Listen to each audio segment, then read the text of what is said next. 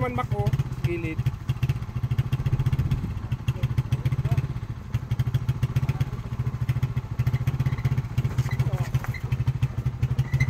Alright, ito yung araw na papunta kami sa ilog kasi parating yung bagyo, malakas yung ulan. Ngayon may aakyat kami yung bako. Ngayon dating nalubog na siya sa bako, sa baha. Ngayon mas malakas yung ulan ngayon na parating. Kaya pupunta namin yung bako at iaakyat namin sa mas mataas na lugar. At ayan na nga guys, at mapapansin nyo tumataas na yung tubig niyan.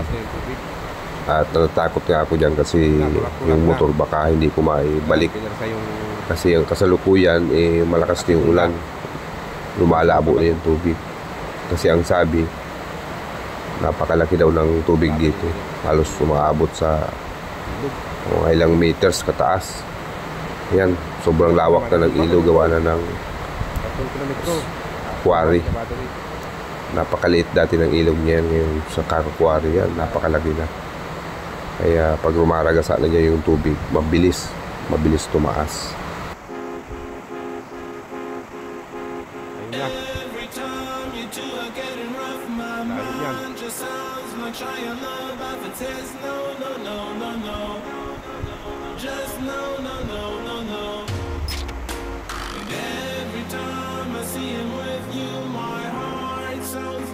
At yan na nga, imbis na isa lang yung re-rescuehan natin na bako, pati yung hiniram natin na tricycle ay re-rescuehan na din. Ano, pa-service at tara? At yan nga ay lakrats lining. Kasi ginamit nila segunda. Kaya sigurado sunog ang lining niya. At siguradong magpapagawa rin sila ng tricycle. Ayan, hirap-hirap na napakaahon yan. Ayan.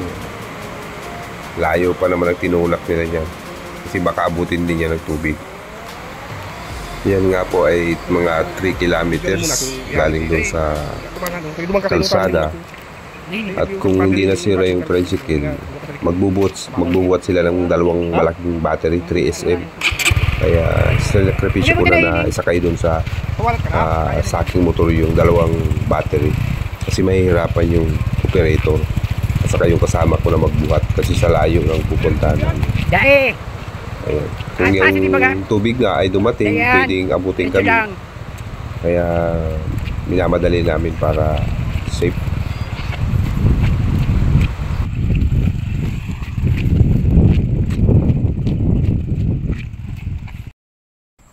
Tira mo ako. Oh. Yan yung una kong nirescuehan na bako. Dati nandun yan sa malalim na batuhan. Nasa ibaba yan. Ngayon, ang problema pa ng bakong yan nasa ibang technician yung monitor. At inaayos na yung monitor. Ngayon, ang problema pagdating ng monitor, ginalaw na yung monitor. Meron ng mga sinikwatan sa IC. May putol-putol na wire. Kaya yan, low power yan. Hindi dumaan sa monitor. Ginawa ko lang ng paraan yung solenoid yan para gumalaw. Kasi nga aabutin nga yan ng baha. Madudubli bayad yung may-ari. Kaya nagmalasakit tayo na gawa natin ang paraan para may akyat dun sa may mga nyug. Mas mataas yan para hindi abutin yung unit.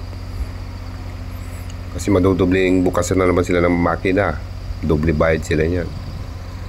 Kaya pinuntahan ko yung bakong yan para maisip. Ayan. Umaabot yan yung tubig, mataas.